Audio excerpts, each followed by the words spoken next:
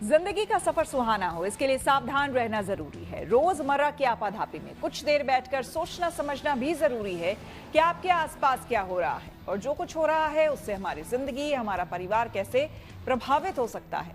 इसलिए हॉर्न बजाकर बाखबर करने वाली खबर जरूरी होती है। और आज की ये खबर हम सबकी जिंदगी से जुड़ी है। मोहब्बत में भरोसा जरूरी होता है, लेकिन मोहब्बत के नाम पर आंखें बंद कर लेना समझदारी नहीं होती। मेरठ के सनसनीखेज सौरभ हत्याकांड की आरोपी पत्नी मुस्कान रस्तोगी के बारे में जो ताजा खुलासा हुआ है, उसे सुनकर आपके रोंगटे खड़े हो जाएंगे।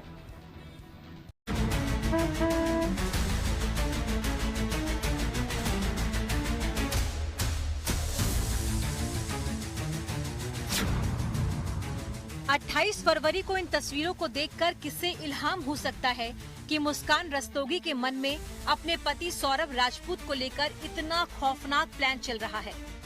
अपनी बेटी के बर्थडे को पत्नी के साथ सेलिब्रेट कर रहे सौरभ राजपूत इस बात से पूरी तरह बेखबर थे कि साथ में डांस कर रही यही पत्नी उनकी बेरहम और खौफनाक हत्या की पटकथा लिख चुकी है।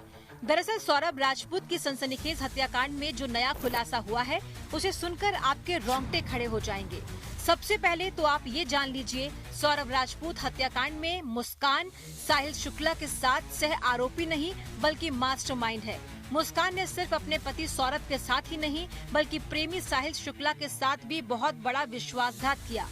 काबिले गौर है कि साहिल शुक्ला तंत्र मंत्र के मायाजाल में फंसा हुआ एक साइको है। स्किज़ोफ्रेनिया नाम की बीमारी के शिकार साहिल को ऐसा लगता है कि वो 18 साल पहले मर चुकी अपनी मां की आत्मा से बातचीत करता है और मुस्कान ने साहिल की इसी कमजोरी को अपने पति सौरभ राजपूत को रास्ते से हटाने का सबसे बड़ा हथियार बना लिया। मुस्कान ने साहिल की मृत मां के नाम से स्नैपचैट अकाउंट बनाया और साहिल को मैसेज किया, तुम अगर सौरभ का वध कर दोगे तो तुम्हारी मां की आत्मा को शांति मिलेगी। नशे का आदी हो चुका साहिल दिमागी तौर पर इतना डिरेल हो चुका था कि मुस्कान के इस फर्जी मैसेज को अपनी मृत मां की ख्वाहिश समझने लगा।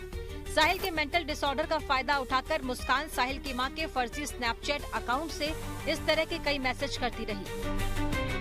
एक मैसेज में उसने लिखा, मेरी आखिरी इच्छा है कि तुम मुस्कान से शादी कर लो, तभी मुझे शांति मिलेगी।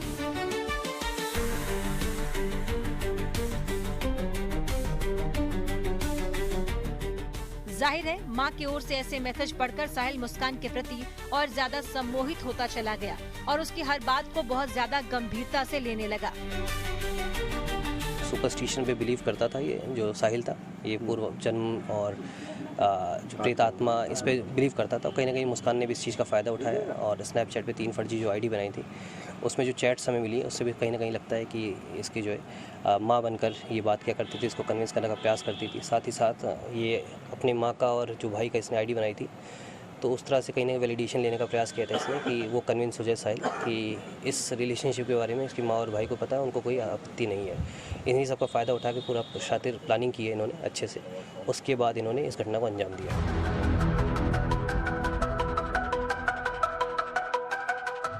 साहिल के कमरे का हुलिया देखकर भी यही लगता है कि वो मायाजाल की दुनिया में बहुत ज्यादा खोया रहता था। उसके कमरे में आदि योगी से लेकर चांद तारों की पेंटिंग्स इस बात की ओर इशारा कर रही हैं।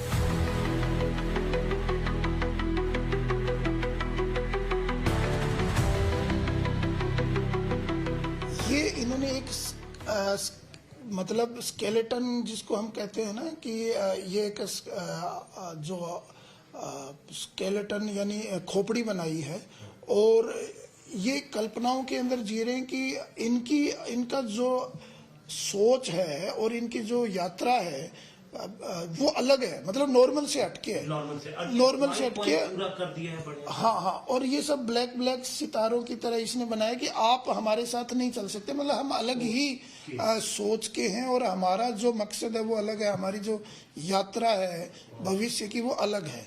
इस टाइप से ये इमेजिन कर रहे हैं। हाँ, नहीं चल सकते, मतलब इससे ये पता चलता है कि ये क्रिमिनल माइंड के हैं और ये आप मतलब क्राइम के साथ आप नहीं हो सकते, इस टाइप से इनका। साफ है कि मुस्कान ने पहले से ही मेंटली सिक साहिल का पूरी तरह ब्रेन वॉश कर दिया था। मुस्कान का दिमाग पूरी तरह हैवानियत से भरा हुआ था, इसीलिए सौरभ की हत्या में उसने क्रूरता की सारी हदें पार कर दी। यहाँ तक कि साहिल को मारने के बाद भी दरिंदगी कम नहीं हुई और जिस व्यक्ति के साथ उसने कुछ देर पहले प्रेम का नाटक करते हुए खाना खाया था, उसके शव के कई टुकड़े करने और उन टुकड़ों को प्लास्टिक के ड्रम में डालकर उसे सीमेंट से सील पैक करने तक में उसे जरा भी झिझक नहीं हुई। इस तरह के जो कातिल होते हैं ये ओवरनाइट नहीं बनते।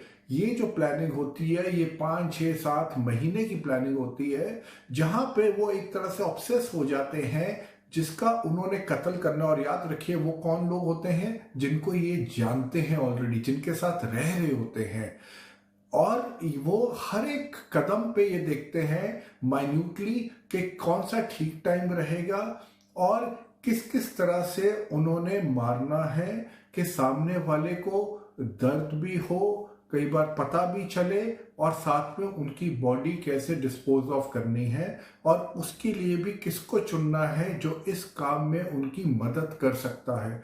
तो ये जो एक तरह से प्री प्लानिंग होती है, ये प्री प्लानिंग सिर्फ मारने के लिए नहीं होती, ये प्री प्लानिंग होती है क्रूरता से मारने के लिए और उसके बाद जानवरों की तरह बर्ताव करने के लिए। जिस तरह बॉडी को बुचर किया जाता है, जिस तरह डिस्पोज ऑफ किया जाता है, तो ये बेसिकली आप कह सकते हैं इन लोगों को एक तरह से पुलिस कस्टडी में ही रखा जाना चाहिए। ऐसे लोगों को बेल भी नहीं मिलनी चाहिए क्योंकि ये सोसाइटी के लिए खतरा अब बन चुके हैं।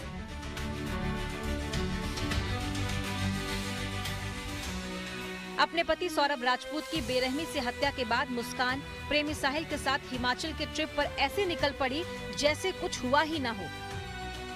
उसके दिमाग में लेश मात्र भी ये भावना नहीं जगी कि जिस सौरभ के साथ उसने प्रेम विवाह किया था और जिसके साथ उसकी एक प्यारी सी बेटी है, उसकी बॉडी को कई टुकड़ों में काटकर उसने सीमेंट से सील कर दिया। मुस्कान की तरह के ब्रेन बेहद कॉम्प्लेक्स होते हैं और इनके चेहरे को देखकर आपको अंदाजा नहीं लग सकता कि इनके दिमाग में इतनी खतरनाक प्लानिंग चल रही है। साफ है कि मोहब्बत में भरोसा तो ठीक है, लेकिन अगर कहीं गड़बड़ी दिख रही है तो सचेत होना भी जरूरी है।